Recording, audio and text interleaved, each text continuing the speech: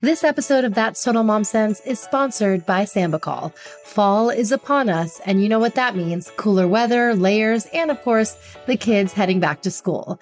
Have you checked off all the items on your never-ending list? New clothes, notebooks, pencils, brand new backpack. The kids want it all. But have you thought about how to keep them healthy when they're heading back to school? That's where Sambucol comes in. My kids and I recently started taking Sambucol every day to help support our immune systems so we can keep doing what we need to do. Sambucol is made from premium European black elderberries, which are natural sources of powerful antioxidants and key vitamins like A, C, and E. They help support a healthy immune system and help you power through your day. What's so great about Sambucol is that they have tons of different ways to get your daily helping of black elderberry, like syrups, gummies, chewable tablets, drink powders, capsules, and more. They have products made just for kids too. My 3 kids love the Sambucol Black Elderberry Gummies. They love the flavor and remind me to give it to them when we're rushing out the door during drop-off. Make a healthy immune system part of your back-to-school strategy this year with Sambucol. My listeners can receive 15% off their next order of $9.99 or more at SambucolUSA.com by using my promo code MOMSENSE15 at checkout. That's 15% off your order of $9.99 or more at Sambucol, spelled SAMBUCOL, USA.com. And remember, use code MOMSENSE15 at checkout. And here's a pro tip. Save the promo code and the website address in your notes app. I know you're busy, too busy to remember this promo code and sort through the episodes to find it. So it's MOMSENSE15 and the website is SambucolUSA.com. This episode has been brought to you by Lunya and Lago. Whether you're waking up at night or just calling it a night, Lunya is your daily reminder to find beauty in the everyday. Lunya's mission is to elevate rest ever since it was founded in 2014 by Los Angeles native Ashley Merrill. Known for pioneering washable silk and cashmere, they've expanded into other signature fabrics like organic Pima and cozy cotton silk. Everything Lunya makes is designed to tangibly improve rest, with products as functional as they are beautiful. Sleepwear with patented no-twist waistbands, strategic ventilation, stay-put sleeves, and state-of-the-art fabrics are just some of the rest-centric innovations that are at the foundation of the brand. I love the short robe. It's a robe reimagined. It's constructed of the most buttery fabric, organic Pima, and it feels super soft to the touch, and it's cooling too. When I'm just looking for some time to wind down at night, or if I don't have to get ready till after my workout, I live in this robe, and it's a very flattering silhouette. So if I have to wear it out to a drop-off, no one's ever gonna know. Use my special code MOMSENSE20 to receive $20 off your first order of $100 or more at lunya.co. That's Total Mom Sense is a show that is informative, engaging, and inclusive. So it makes perfect sense to not discount the dads in our audience. Here to shed light on a father's perspective is my co-host, Michael Perry, founder of Maple, a parenting app with a mission to create a support system for families so the days are manageable, daily tasks are checked off, and there's harmony in your household. Michael is a trailblazer in tech and is a loving husband and devoted father to his 2 boys. Together, we bring you a special monthly series called What Matters Most with Maple. When I became a dad, I wondered, where are my dad groups at? I made it my life mission to provide parents with the support they needed to best take care of their families and want to make sure all perspectives in the parental experience are equal and fair. So moms, dads, and everyone in your village, be sure to tune into What Matters Most with Maple on That Total Mom Sense each month. We've got you.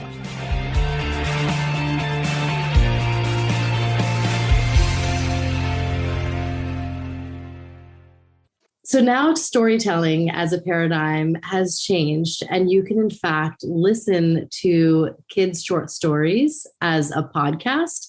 And this one is hosted by Mr. Jim, and we have Jim Jacob on the show with us today. He lives just outside Charlotte in South Carolina with his wife and his 3 boys. They are a homeschooling adventure-seeking family that is often found on hikes in the forest, catching lizards or making awesome castles on the beach. Jim has one of the largest podcast audiences for kids' content in audio, which led to him signing a podcast deal with iHeartPodcasts in 2021.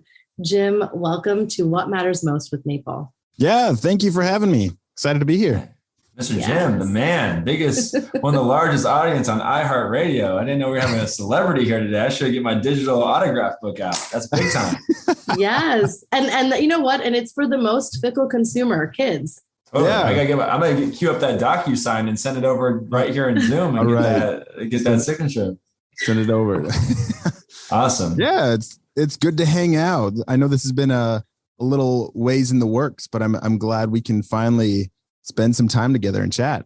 Yeah. Well, tell us your backstory. What was Jim like as a kid, and how did stories kind of impact you at that age? So much so that, that's what you're building and working on now. Yeah. Yeah. That was not in the plan. Going back to childhood and just how the topic of story resonates, I can clearly remember in junior high, I was targeted and made fun of for my storytelling. So I was known as this bad storyteller, that my stories would go on and on. If I was just telling someone of, something that happened yesterday, they would just go on and on and on with all these details. And so people just made fun of me for that. It shut me down. No one likes to be bullied and made fun of. Right. And so I stopped. I would avoid talking to avoid those moments of where I don't know how to tell a story, how people want to hear it without me being made fun of. That stuck with me for a long time, years and years and years. I was never a good reader, borderline dyslexic, hated reading out loud. The relationship with me and stories has never been a pretty one. My mom was a creative writer, and so she taught me a lot of creative writing basics and things that definitely are influencing and stuck with me now. Fast forward a decade or two or whatever. And so I was traveling a lot for work a couple of years ago. So this is 2019. I was traveling, worked for a pharmaceutical medical company as an engineer and just traveling a lot. I was missing a lot of bedtimes. My boys were 2, 4, and 6 at the time. And my wife said hey, the boys really miss your bedtime stories. Could you record some and send them to me? And so just on my phone, I made a voice memo and recorded a couple stories and texted my wife that voice memo, and it just got lost in the text thread of, our conversations. And so that just wasn't a good way to do it. And she was calling me. I was having a dinner at a restaurant, and I would sneak away and, make up a story on the spot. And we're there's got to be a better way to do this. And so how about we just house them as a podcast? And so it just became this thing for my kids, where I would just record. I Googled, how do I make a podcast for my phone? And Anchor popped up. Anchor was the solution. And I was great. This is awesome. This is a super easy way for me to record and then house these episodes somewhere. That was it. And so maybe a month into that I might have done 10 stories. I started seeing people were listening and leaving reviews. I was what is this? And they were hey, my daughter loves your stories. Her name's Sophie. She loves unicorns and rainbows or whatever. Could you make a story for her? I was what? Oh, sweet. Sure. You're giving me all the creative hooks that I need to make a story for my kids. Yeah. I started in October of 2019, right before the pandemic. I think I got lucky on that timing. As March and April came around and, all these kids are at home, I leaned into it. I was hey, there's going to be a lot of kids that are just at home, with nothing to do. I should do more stories. I started doing maybe 2 or 3 a week. And I was comparing podcast numbers to YouTube numbers. And so I did not think of this as successful when I was having 100,000 downloads a month. It was not on my wildest radar, this becoming a thing.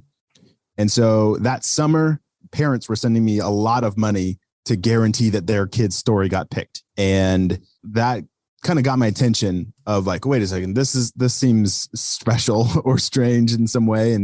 And so I just started leaning into it in a little more intentional way. And that's how the podcast then grew from there. And it now does about 1 million downloads a month. My goal for a while, and I'm now there, is to have 30 minutes of original new audio stories every day that kids can listen to on the way to and from school, like in the car or getting ready for bed. There's so many listeners that this is now a part of their family culture. And I get these messages all the time where they say, Mr. Jim, you've been a part of our family for 12 months, or you've been a part of our family for 2 years or whatever.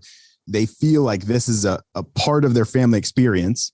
And I say, show me a YouTube channel that has that kind of relationship with parents and a family. Totally. No, I'm 100% about it. It makes me which I think has been a cultural shift that's been lost. But I think that when the radio first came out and you thought about families sitting down after dinner, there was no TV, and turning on like AM basically, and like listening to like a sports game, or like listening to just like classical music on AM radio. There is certainly a surge of that kind of coming back, which I think you rightfully should feel super excited about. And I think that it's fair to say that we're both very excited for you and the opportunities ahead. Like I get asked a lot, like, how do you spit out that much content? Like, you're going to run out of ideas. I'm like, no, look at what the kids send me. Like, it's the wildest things that I never would have thought of. So it's eternal. So their kids are writing in and they're saying, you know, I want a vegetarian T-Rex and write a storyline around that. Or it's usually about 3 or 4 sentences. It's, you know, it's not a script, but it's 3 or 4 sentences that I believe that one was a vegetarian T-Rex that eats cotton candy for the first time. Like it was, and something like it hurts his tummy. Like he doesn't like it. And I don't know. It was some negative against sugar. Why the name Mr. Jim? In my day camp days, when I was a counselor in these different scenarios, like that's what they called me Mr. Jim. And so kind of the other reference, Mr. Rogers, I loved growing up and watching Mr. Rogers. I feel like today that character doesn't exist in media, and that's what I'm going for. That's great. Right. And I like that. See, they can still, like, we see you face to face, but a child can still put their own face to your voice. Because we have Blippi and we can watch Blippi videos, but Mr. Jim can look like whatever you want him to look like, you know? And that's so cool. That's like another magic in this, audio platform. We're going to expand to other languages that will not be my voice, but it's just finding the right talent to convey that same character. I'm curious though, because when I saw Mr. Jim and now I'm hearing this, I immediately went to Mr. Rogers. My son obviously has watched Blippi, which is kind of like Pee Wee Herman 2.0. One of the things that, as someone who did watch Mr. Rogers, like many children did, was that Mr. Rogers was willing to address and talk about very sensitive social issues. Have you ever thought about incorporating life lessons or social issues into the creative narrative of your stories, given that so many parents who are probably listening to this, myself included as small children, barely even understand how to breach the subject of gun violence at school, right? And so oftentimes parents outsource these things to Mr. Rogers. They outsource these things to trusted sources of, I'm not going to say entertainment, but trusted sources of personalities like Sesame Street to have these hard questions with. How do you look at bringing that kind of content into your material? It's no longer just me. There's my best friend, Luke, and his wife, Chelsea, that are part of helping write out on the animal side of the shows. And my wife's very involved. And so the 4 of us, it's kind of like a we thing now. And so one of our core values is the family, empowering parents to, one, be included in their kids' imagination is something I'm really interested in. I mentioned we have this spy world that HQ sends spies out to save the world in different ways.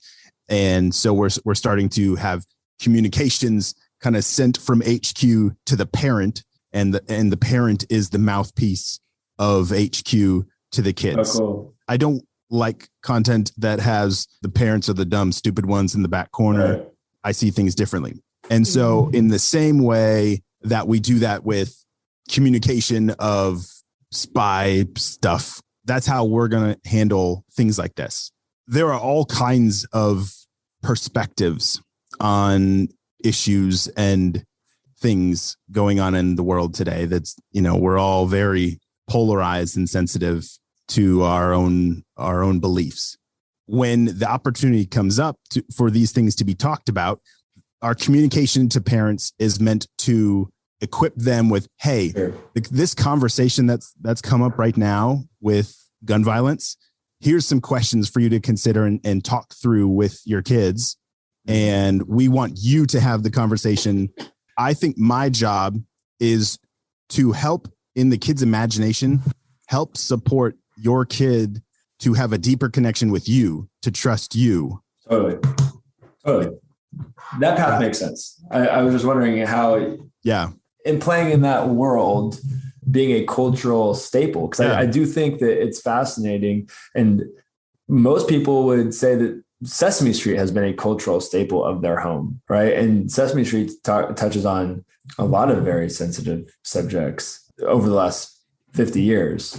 Part of your own mission, it sounds like you've thought through some of these things, but is understanding how to embrace these challenging situations and making it a positive moment for homes. Yeah, we're still learning. We're trying to figure out. Yeah, you're only 2 years in. Yeah, we're babies. Yeah, you're babies too.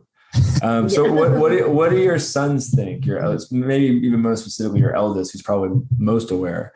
What do they think about Dad's kind of newfound fame of being the voice of millions of homes?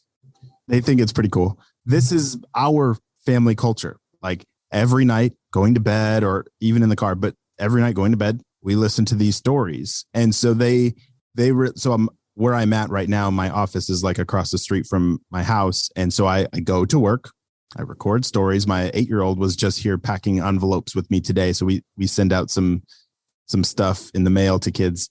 It is so cool that at least right now I'm in this window for the next couple of years where everything I'm doing is very relevant to them. And that is it's so cool.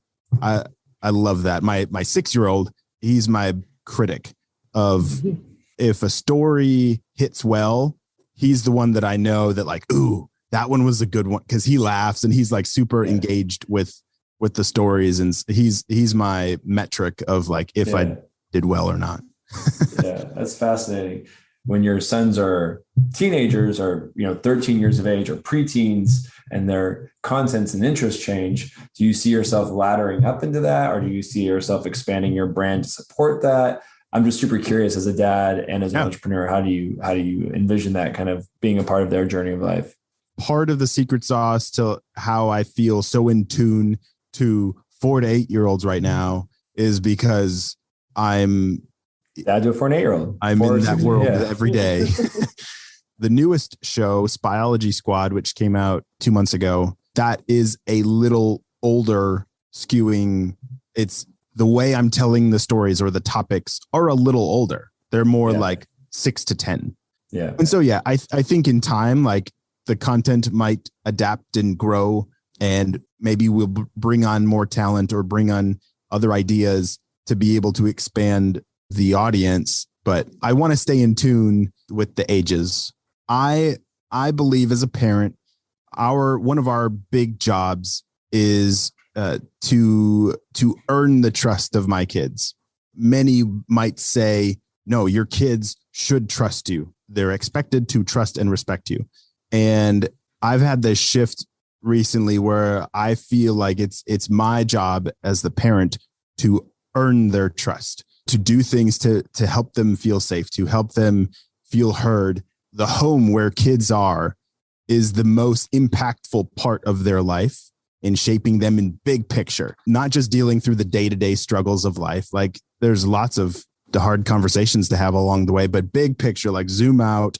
Like I think the family at home, like whatever that looks like for that kid, like that's the most important part. And so for now, I'm just trying to make that relationship with them strong so that we can test the time of the challenging stuff that will happen over the next 5 to 10 years. Would you light my candle?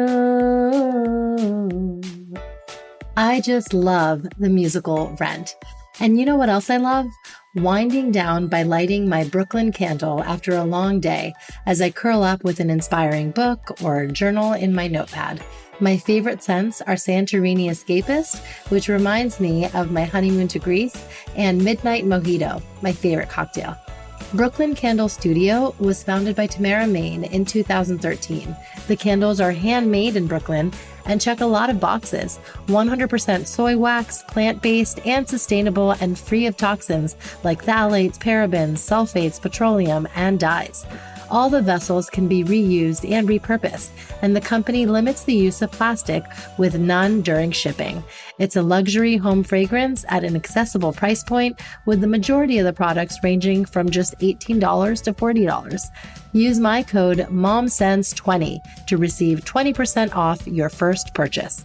So after the entire family's asleep, go ahead and light a candle to transport yourself to Maui or Kyoto and indulge in other products like room mists, diffusers, and bath bars.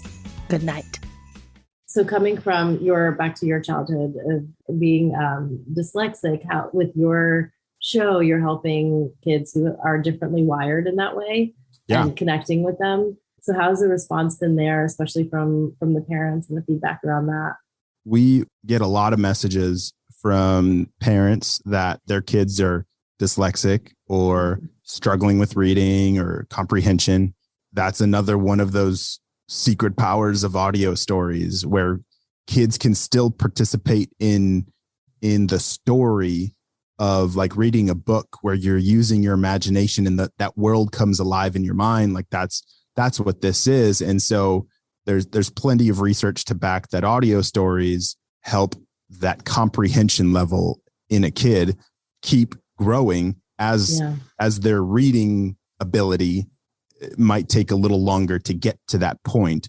So we homeschool our boys, and one of them is dyslexic, and so we're working through that. And another one has a reading thing, and we adopted one of ours, and so we have this whole mix of different experiences and things.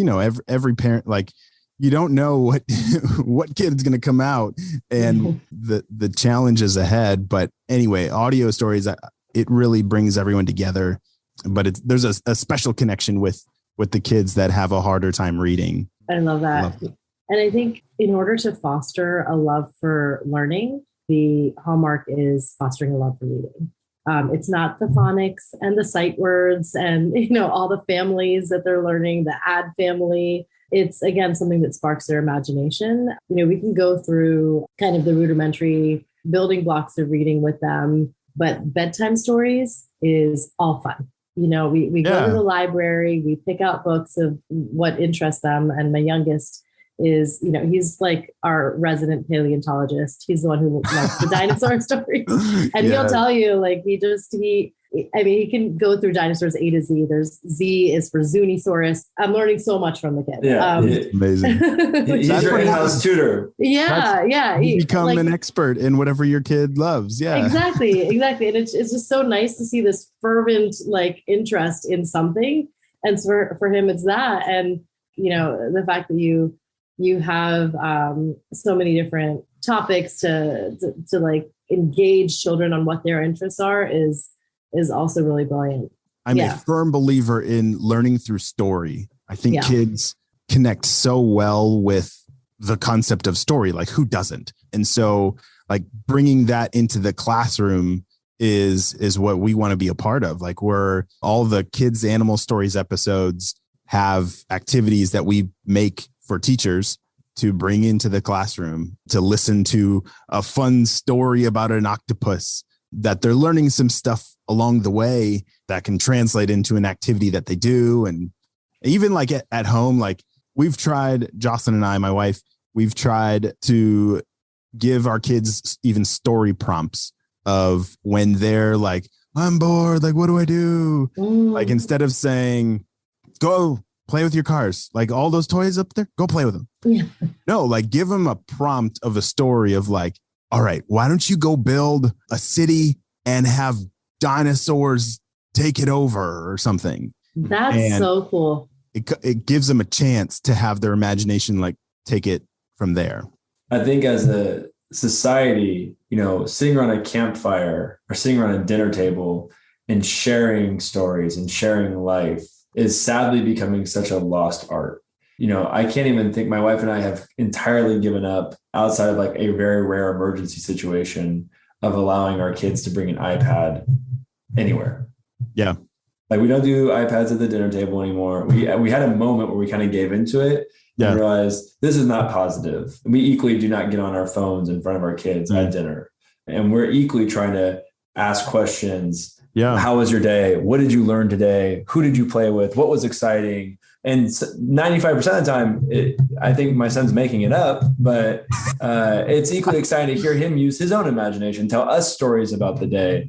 I cited Tones, I guess, or Tonesy or whatever that company is called, because we equally have tried to get away from TV. It's like we put on a Paw Patrol story. My son likes Paw Patrol, or we put on a Mickey Mouse story, and like just to sit there and listen together and like talk about it together is, I really love what you're doing, because I think that there's such, we have gone so, and I'm a technologist, we have gone so far off the Richter scale of putting technology in front of our kids to patch the solution. And I think there's so much of the human spirit at an audio level that is being missed. And I think it's just so awesome, man. I don't even know what else to say. I'm really pumped about it. If you go back a decade or so, like when YouTube really got some momentum behind it, and then YouTube Kids came out, of how easy it was to just watch something for hours and hours and hours. Really? There were a few years of this like content machine of like the iPad as the babysitter of the kid. And then there was some learning. Then there was like, oh wait, we should make some educational video content or educational games. And then I think COVID, that the past 2 years has abused that in a sense of like now, an overdrive. Even though it's still like learning based screen time, it's still like screen time. And there's so much I view it as just passive content consuming. It's just, the iPad zombie that we all know of, the 3 and 4 and 5-year-olds of what can happen. And audio is not passive. It isn't. You are actively involved in the story. Right? Yeah. Yeah. Well, I read some crazy sad statistic recently that every human on earth, or every active first world power country that's connected to the internet, we forget that still 1 billion people have no electricity, and another 1 billion people who do have electricity don't have the internet. But different conversation, different day, that we scroll in content on average, the average engagement on your phone, we scroll the height of the Statue of Liberty every day. What? Gross. That's gross. The average usage on, when you look at Instagram and TikTok and all that shit, the average volume of scrolling, if you took all that content and added it up by screen size, it's the Statue of Liberty every single day. That's awful. A problem right now is kids' audio is like, kids do not discover podcasts. Right. They're not the one scrolling through Apple Podcasts. It's at the mercy of their parents. It's the parent that's introducing them. Like most don't even know that kids podcasts are even a thing. Yeah, it's most new. Can think of podcasts as an adult 3-hour episode. And so there's some education that we're working on right now of just like educating the market. iHeart is pouring quite a bit of resources, and several other networks are like this year is the coming out of kids audio and kids podcasts. And so there's a lot of tension coming there. But when you give a kid a device where they can either click on YouTube Kids or Netflix or a podcast is going to lose. It's going to. Right. Yeah. And so there needs to be a separate hardware. There needs to be something else that is how kids access these podcasts in a screenless environment. Yes. And so Tony's is headed in the right direction with what they're doing. They've proved the concept of people love Tony's, but they're not built in the way that I want it to be built.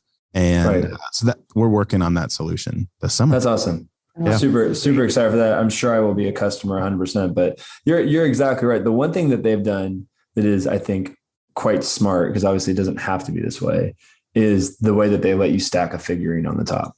Yeah. And now we just have like basically a toy bin of these things that my son thinks are like magical toys that like when he puts them on this magic box, they start telling him a story, right? Yeah. And you're right. Most kids are at the mercy of their parents, either discovering the content for them and on their behalf, or the parents have been marketed to for the content for their children's behalf, because you can't market to children on the internet. And that is certainly going to be an interesting challenge to watch you solve. Is there a quote or a mantra that you live by?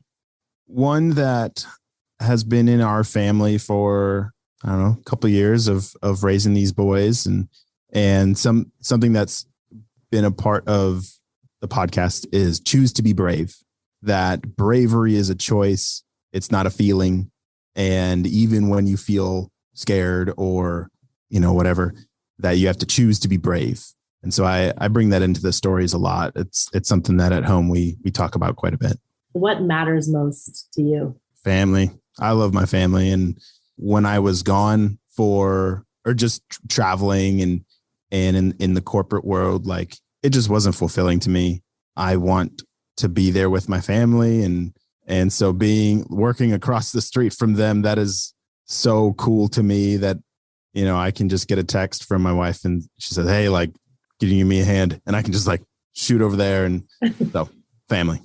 And where can, our family of listeners find you, find Mr. Jim, Kid Short Stories, everything you're working on? Yeah. So the website is heymrjim.com, the hub of all the shows. And you can kind of find everything from there. Awesome. Thank you. And then your podcast is available wherever. Yeah. All the podcasts are Kids Short Stories, Kids Animal Stories, and Spyology Squad, available wherever you get your podcasts. I'm about to become just a listener myself. I don't even need to listen to my kids. I'm going to just be sitting back listening to Mr. Jim. Yes. Here you go. I'll give you a taste. Yeah. Can you? Yeah. I want to include it in the show. Here we go. Hello, friends. It's Mr. Jim, and welcome back to Story Time. We are about to hop on into an awesome story that Michael sent me an idea, and I cannot wait to turn it into a story, but you'll have to come in next time for it. I'll see you there. Yeah. Shout out. Shout out to Michael. Yes. I like it. Oh my gosh. It's great. It's going to bring out the kid in all of us. Yeah. Yeah. I just want to hear Mr. Jim do a story about the Golden Gate Bridge that comes to life.